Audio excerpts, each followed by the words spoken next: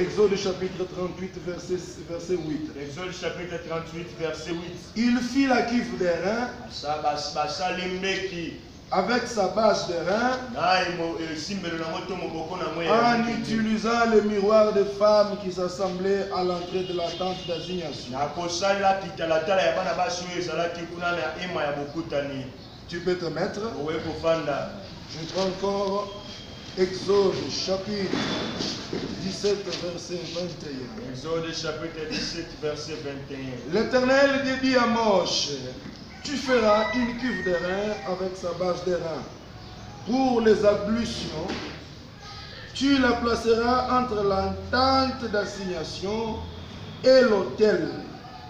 Tu la placeras entre la tente d'assignation et l'autel. Interprète. Ah. Et tu y mettras de l'eau avec laquelle Aaron et ses fils se laveront les mains et les pieds. Alléluia. Amen. Lorsqu'ils entreront dans la tente d'assignation, ils se laveront avec cette eau-là afin qu'ils ne meurent point.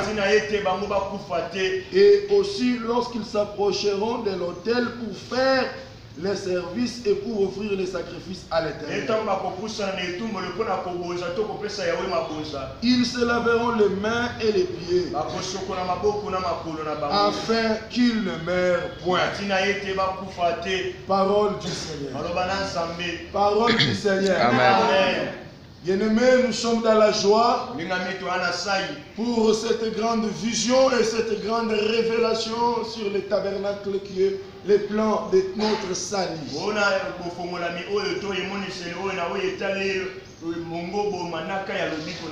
Toute la Bible est indispensable ou elle est importante pour les chrétiens enfants de Dieu. Dès Timothée chapitre 3 verset 16. Toute écriture est inspirée de Dieu, utile pour enseigner, utile pour corriger. Mais cela veut dire que tout ce qui est écrit dans la Bible, quel que soit dans le Tanakh, dans les Névim, c'est-à-dire dans les prophètes, dans les Ketuvim, alléluia, dans les 4 évangiles, dans les épîtres de Paul qui sont au nombre de 13, dans les épîtres de Pierre, dans Jude, Jacques, jusqu'à l'Apocalypse, toute la Bible, elle est importante. Alléluia. Amen. Ça va m'étonner de voir certains frères dire les histoires d'ancienne alliance sont des choses caduques passées. Ils n'ont rien avec les salis. Non, Dieu n'est pas dingue ou bien Dieu n'est pas zoba pour dire à Moïse de mettre ça dans la Bible. Comme Dieu a demandé qu'on le mette dans la Bible, c'est-à-dire que cela a une très grande importance. J'avais dit la fois passée que quand l'homme a péché, Dieu a préparé les salis, a commencé à préparer les salis pour l'homme. C'est ainsi Dieu a conçu le plan des salis dans le tabernacle. Disons à partir du parvis ici, jusqu'ici dans les lieux saints. Dans cette partie ici, ou bien dans cette parcelle appelée tabernacle, elle renferme tous les mystères de Dieu. Elle renferme le merveille de Dieu. On nous enseigne la croix de Christ, la croix de Jésus. Je vous avais parlé hier de l'autel des holocaustes. Les lieux où on offrait les holocaustes, qui était l'image de la croix. C'est ici. Alléluia. Amen. Donc quand quelqu'un entre par cette porte, il arrive ici à l'autel des holocaustes. Il arrive avec les chaînes taureaux. J'étais hier dans Lévitique chapitre 4. Il était écrit hier comme nous avions lu. Si quelqu'un pêche volontairement, s'il est sacrificateur, pour c'est toute l'assemblée, ils s'approcheront devant Dieu avec un jeune taureau. On s'était posé la question. Pourquoi il n'avait pas dit que même un autre animal? Mais pourquoi Dieu insiste sur l'âge? Pourquoi Dieu dit qu'il soit un jeune taureau? Vous savez que cela c'était à l'image de Jésus de Nazareth qui allait être l'enfant agréable. Et lui aussi en était au jour de sa chair. Il ne pouvait pas mourir vieux. C'est pourquoi on avait dit que Jésus était mort à l'âge de 33 ans. Parce qu'il était le jeune taureau qu'on devrait offrir pour le péché de l'humanité.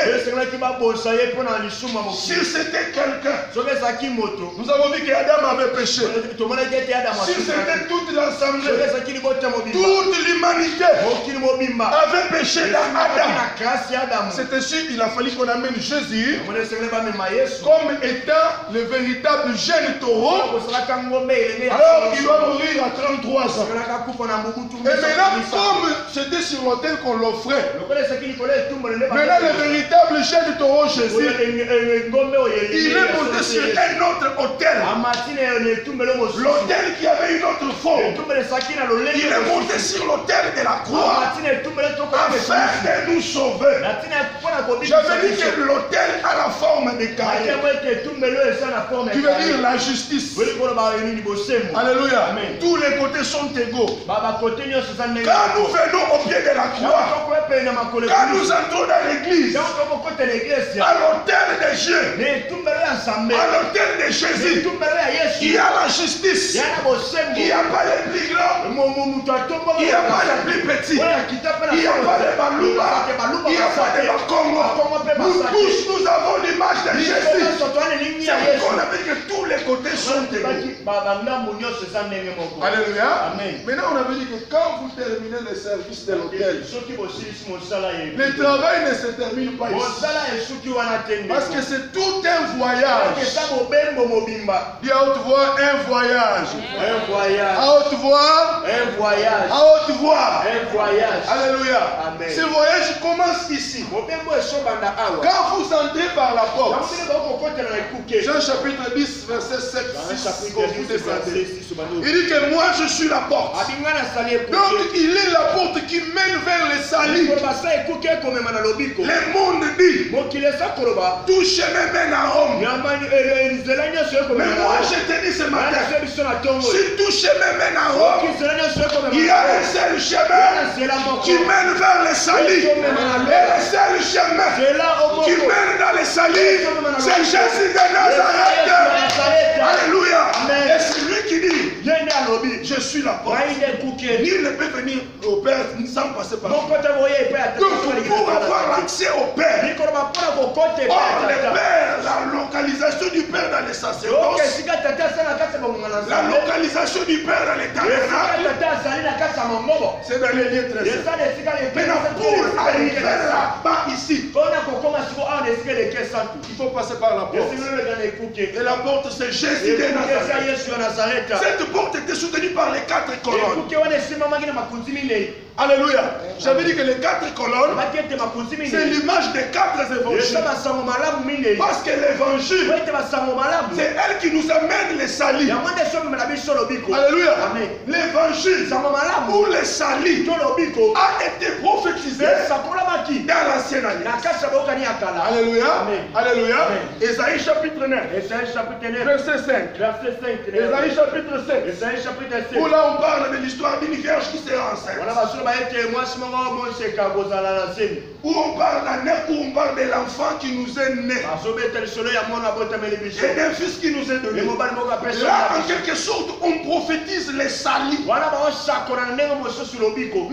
dans les évangiles, dans Matthieu, dans Marc, dans Luc et dans Jean, là maintenant, on révèle les saluts. Ça s'appelle les 4 évangiles synoptiques chacun. à sa façon de présenter Christ. Matthieu présente Christ comme roi. Tu me comprends bien? Marc présente Christ comme serviteur. Luc le présente comme l'homme. Parce que Jésus, on l'appelait aussi fils de l'homme. Jean le présente comme prophète. Or, pour que le prophète voie, ou bien pour que l'aigle voie bien, il doit monter dans les hauteurs. Alors, dans les 4 évangiles, c'est là où on nous révèle les saluts. C'est pourquoi la porte du tabernacle avait 4 colonnes. Donc, pour avoir l'accès au salut, nous sommes sauvés par les moyens de l'évangile. Et l'évangile s'est révélé. Et quand nous entrons, on accepte Jésus. On vient au pied de la croix. Alléluia. On offre le sacrifice. Un sacrifice a été offert. C'est ainsi David prophétise. Dans Psaume 40, verset 7, descendez. Tu n'as voulu ni offrande ni holocauste pour le péché, mais tu m'as formé un corps. Quand David dit que tu m'as formé un corps, il ne parlait pas de lui. David avait 3 types d'onction. David était à la fois roi, il était à la fois prophète, et il était à la fois sacrificateur. Et David incarnait le mystère du sacerdoce royal. En lui, il y avait la royauté. Et il y avait aussi la prophétie. Et il y avait le sacerdoce. Or, maintenant, Paul interprète David dans Hébreux chapitre 10, verset 5. Il dit Christ en entrant dans le monde. Il a dit. Donc, Paul nous dit ceci. C'est lui qui parlait dans le psaume là. Ce n'était pas David. Mais c'était Christ qui parlait dans David. Parce qu'on l'appelait fils de David. Il est sorti de David. Alléluia. Il l'interprète. Il dit que Christ entra dans le monde. Il a dit tu n'as voulu ni offrande. Donc Dieu n'aimait plus tous ces animaux là. Dieu n'aimait plus les taureaux. Mais Dieu cherchait une autre offrande. Tu m'as formé un corps afin de faire ta volonté. Et la volonté de Dieu était que Christ meure. Il meurt à la croix. Alléluia. Et tout s'est fait ici. Amen. Maintenant, quand on sacrifie l'Holocauste, qui est le type de l'offrande consumée entièrement par le feu, le voyage ne s'arrête pas. Alléluia. Le voyage continue. Tu dois maintenant te présenter ici. C'est ce que nous allons aborder aujourd'hui. Alléluia. C'est ce que nous appelons la cuve d'Orient. Comme tu le vois, c'est en quelque sorte un bassin. Un gros bassin qui était placé entre l'autel et la tente. Comme je vous avais dit, le tabernacle qui fait tout un tabernacle, là c'est la parcelle. Maintenant ça, cette petite maison, c'est ce qu'on appelle la tente. Alléluia. C'est là où Dieu s'est rencontré avec Moïse. Maintenant, avant d'entrer ici, tu dois passer indispensablement. Je pense que vous voyez maintenant clair. Ok. Avant d'arriver là, tu es obligé de passer par cette cuve. Ou le bassin en quelque sorte. L'Écriture dit que cela servait des ablutions. Aaron se lavait les mains et le pied. Pas seulement lui seul, mais et ses enfants. Et l'Éternel de l'Écriture, s'ils ne se lavent pas les mains et les pieds, ils vont mourir dans la présence de Dieu. Alléluia. Amen. Alors, vous dites que la cuve des reins, en quelque sorte, c'est l'eau de la purification. Alléluia. Cette eau ici était placée ici pour que l'homme se dégage de toutes les souillures qu'il pouvait contacter tout au long de la journée.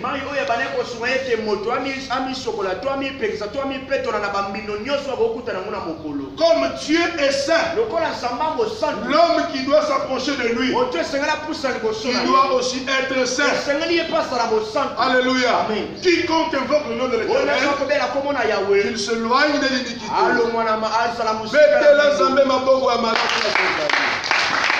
Alléluia. Alléluia. Amen. Donc, si Aaron ne se lave pas, s'il ne lave pas ses mains et ses pieds, il va mourir. Et Dieu dit que ça sera une loi à perpétuelle. Parce que quand vous terminez l'offrande ici, le travail ne se termine pas. Comme j'avais dit que c'est tout un voyage. Alléluia. Ici, c'est la deuxième partie. Ça, c'est la table de pain de proposition. Ça, c'est les 7 chants de Dieu. Ça, c'est l'autel des parfums. Pour entrer ici et toucher ces pains qui sont sacrés, il faut d'abord se sanctifier. Alléluia. Amen. Alléluia. Amen. Entre parenthèses, nous avons beaucoup de cimetières évangéliques. Nous avons beaucoup de tombes sacerdotales où il y a beaucoup de frères. Ils sont pressés d'entrer dans le service, mais ils ne sont pas passés ici. Ils sont morts sacerdotalement, ils sont morts ministériellement. Quoi qu'ils font le bruit, quoi qu'ils prêchent comme je le fais, mais ils sont déjà morts. Pourquoi? Parce qu'ils n'ont pas voulu passer à la cuve. Parce que Dieu a dit que celui qui ne se lave pas les mains et les pieds, il va mourir. Alléluia. Amen. Donc, tout celui qui ne veut pas se laver, se sanctifier dans les eaux de la parole de Dieu, il est mort. Parce que Dieu, c'est la sainteté. La grâce de Dieu n'éloigne pas la vie de la sanctification.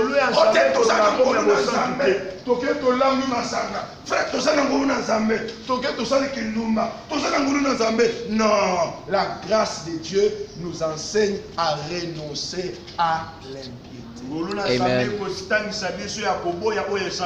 Alléluia. Amen. Donc cette cuve ici, elle est indispensable. Maintenant nous avons lu dans le verset 38 où on nous dit que tu feras la cuve des reins avec l'aide de miroirs, des femmes. Alléluia. Amen. La Bible dit la nature elle-même ne vous enseigne-t-elle pas? Nous savons que toutes nos mamans qui sont ici, même si des fois vous ne mettez pas de beauté, exagération comme les autres gens, les jeunes filles mettent des beautés, mais vous avez des fonds de teint, des petites crayons. Et les miroirs jouent un rôle capital dans les accessoires de beauté des mamans des jeunes filles.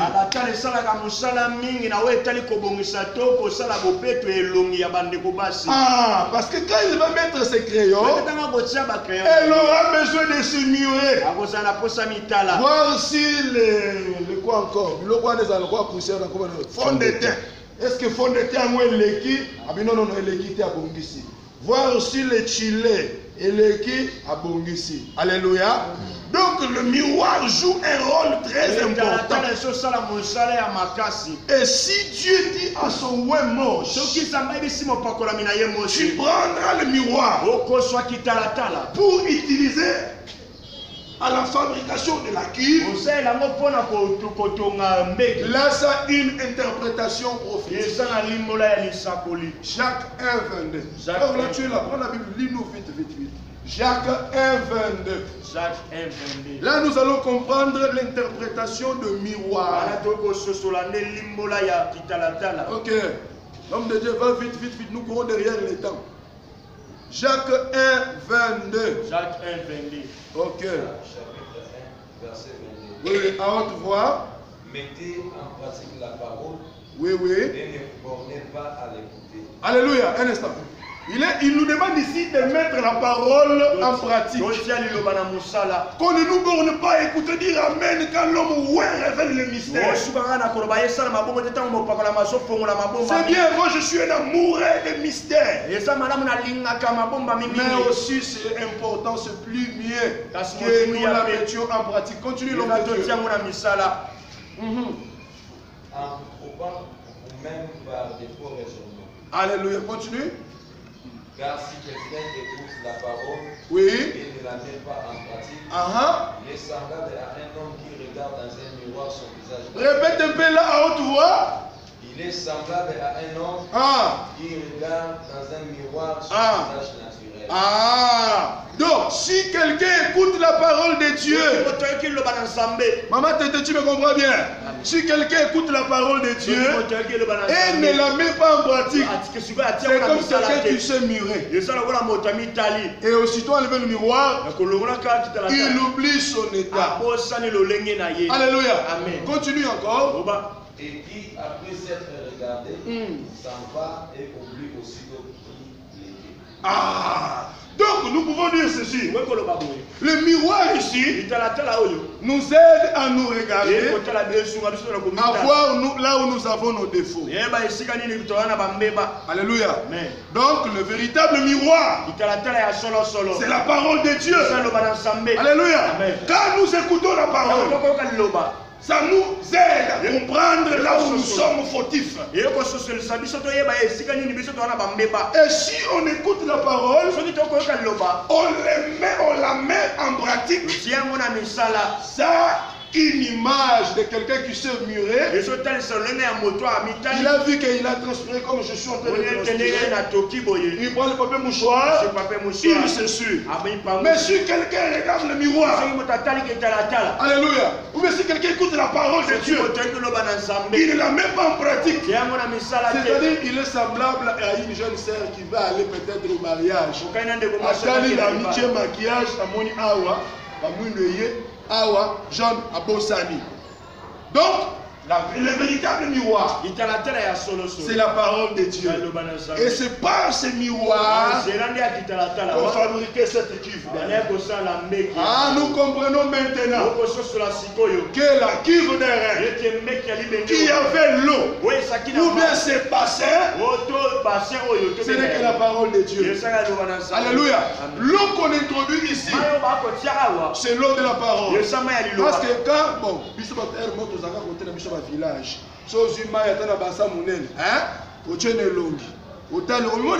n'est-ce pas ça? C'est ça la parole de Dieu. Alléluia. Quand tu écoutes la parole,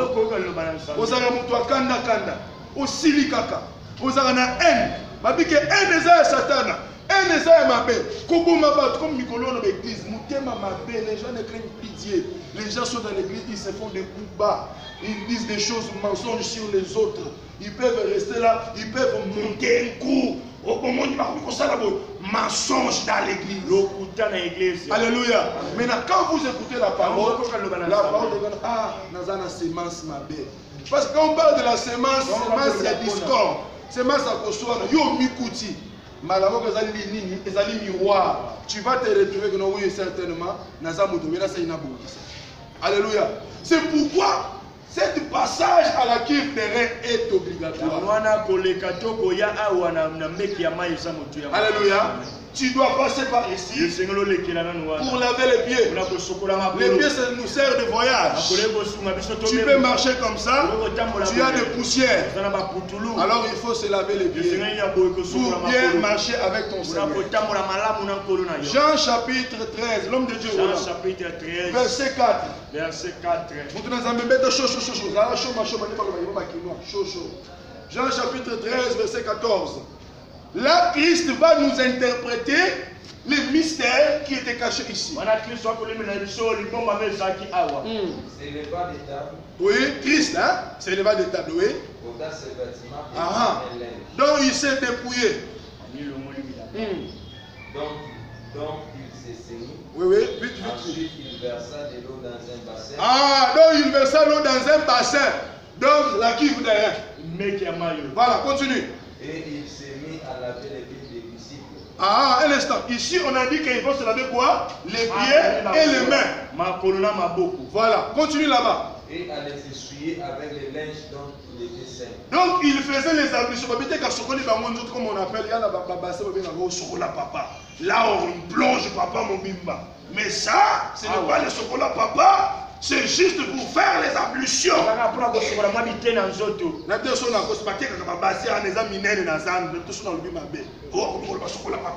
Ah, pardon. Continue. Continue, frère. Ensuite, il versa l'eau dans un bassin. Oui, donc dans la cuve de rein. Et il se mit à laver les pieds des disciples. Oui.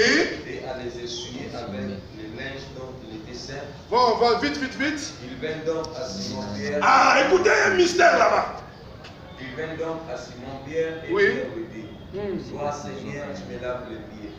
Jésus lui répondit, ce que je fais, tu ne le comprendras pas maintenant. Mais tu le comprendras bientôt. Pour vite, vite. Pierre lui dit, non, jamais tu me laveras les pieds. Jésus lui répondit, si je te lave, tu n'auras point de part avec moi. Ah, donc, nous comprenons que le lavage de pieds que Jésus faisait, il avait pris ce modèle-là ici dans les sacerdoces. Maintenant, quand Pierre refuse, comme des fois toi aussi tu ne peux pas te laver dans la parole, Christ dit, tu n'auras pas de part avec lui. Parce que dans ce voyage, maman Rachel, on marche avec Christ. Alléluia. Amen. Mamutete. Dans kati ya mobembo oyo, tozali kotambola na Yesu. Siko Yesu aza koloba ki asokola biso makolo po tozala petwa, totambola na ye. Oyo akoboya na sokola ye kotambola na Yesu. En quelque sorte, c'est lui qui n'est pas saint. C'est lui qui ne marche pas dans la sanctification. Tu n'es pas saint aux le ministère au commun à zéro. Ba pa kosambela ba kobika yo kozaka ko mutema be. Mutema likundu miracle salimi boy olobio ezakisi batu babiki boy otala bakomi lolendo parce que tu n'es pas saint, Dieu n'est pas avec toi. Continue frère. Vas-y. Simon Pierre lui dit, ah, maintenant quand Dieu a dit à Pierre que tu n'auras pas de part avec moi, maintenant il reçoit la révélation. Vas-y vite. Simon Pierre lui dit, Seigneur, seulement les pieds, mais encore les mains et la tête. Voilà. Maintenant, Simon prolonge dans la prophétie.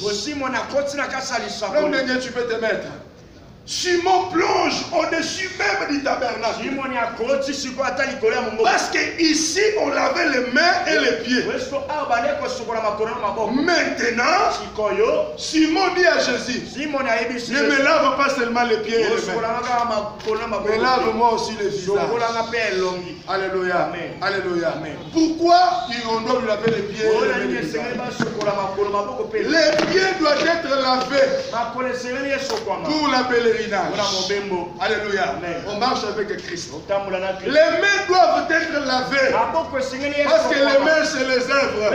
Misala na yo ezala ya bana na Nzambe. Kozama na Nzambe to yibaka. Osopisa bazem ozana kamoya loko moko boy. Ozebi kotindi ka baninga bokende somba kisi boye. Makambu boye maboko na yo ezana makila. Soki to tie mai mukia osokoni baboko ne komi rouge. Amen. Dites amen à haute voix. Amen. Kozala te misala mabe.